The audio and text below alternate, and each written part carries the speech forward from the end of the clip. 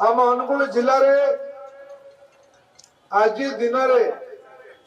100 million ton रु अधिका कोयला उत्पादन हो पाखापाखि 10,000 मेगावाट बिजुली उत्पादन हो पाखापाखि जिंदाल और टाटा या मिसेले ढेंकानाल जिले में रुंगटा भी ये 3टी बड़ बड़ लुहा कारखाना को मिसेले आज दिन में पाखापाखि 20 मिलियन टन लुहा उत्पादन कर जिला खनिज पांठि आगु नथिला नरेंद्र मोदी प्रधानमंत्री हवा पर 2015 मसीह जिला खनिज पांठि आने जोठी खनि सेठी जिला को पैसा मिलू आमर अनुगुल कदम पड़िया आज आमर लाइट उद्घाटन है। ये गोटे भल क्रिकेट ग्राउंड ओडिशार सबुठारु भल क्रिकेट ग्राउंड आमर 1996 मसीह आमर क्रिकेट आसन गठन होता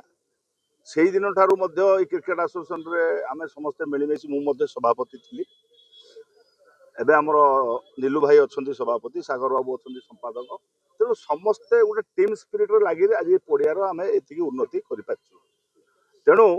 ये समस्त को निज घर भावी निज पड़िया भावी दिन राति 24 घंटा अहरह परिश्रम कर आज स्टाडियम को आम सजाड़ीचु ना विभिन्न आजे बाजे लोक ये पड़िया को जबरदखल को नहीं जाऊे यह है पुराना आमर हिस्ट्री ये जबरदखल को उद्धार करने आम प्रथम या कदम पड़िया ताटी घेर आम कम कर ताटी घेर पड़िया टी आम सुरक्षित रखुलु ना पड़िया आज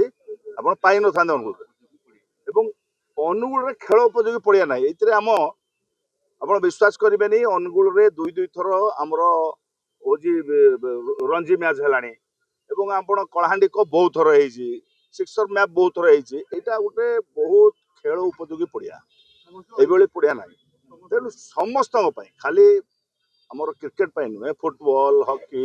विभिन्न प्रकार खेल तेणु स्टाडियम जेहेतु ना बर्तमान फुटबॉल खेल हो डे नाइट हम निश्चित भाव में अनुगुल म्युनिसिपालिटी नगरपाल हिसाब से मु विगत 2013 नगरपाल अच्छे म्युनिसिपालिटी सहित बहु प्रकार जड़ित अच्छी 92 मसीह आम जड़ित अच्छे ये पड़ियार रक्षणाबेक्षण म्युनिसिपालिटी कर आरंभ बर्तमान म्युनिसिपालिटी बाउंड्री ठू आरंभ कर जहाँ आप देखुं ये सब म्युनिसिपालिटी अवदान तेणु जेहेतु म्युनिसिपालिटी आमर नीलू बाबू विधायक से भी मुझे आमर जो मैंने सब क्रिकेट प्रेमी मैंने तेणु आज ये पड़ियार उन्नति होवार मुख्य उद्देश्य है अनुगुल म्युनिसिपालिटी तेणु अनुगुल उन्नति समस्त कामना हो एवं धर्मेंद्र प्रधान जो कथाटा कहले भविष्यत अनुगुल जिला को सर्वभारत स्तर में ओडिशा स्तर में 1 नंबर जिला करने जो उद्यम अच्छी से उद्यम को आम समस्त मिलमिशि एकत्रित हो सफल करवा आम लक्ष्य।